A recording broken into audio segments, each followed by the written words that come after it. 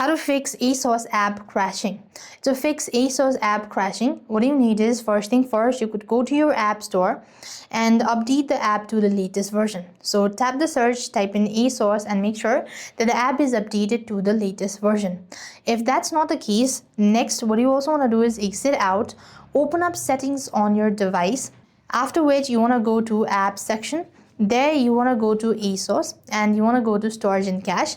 Make sure to clear cache, and that should also be able to help you out.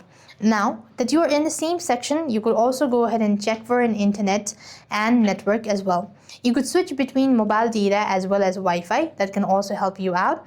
If that's not the case, you could also exit out, close all the background running app, and make sure to restart your device by holding onto your side button. And that is how you're supposed to fix ASOS app crashing.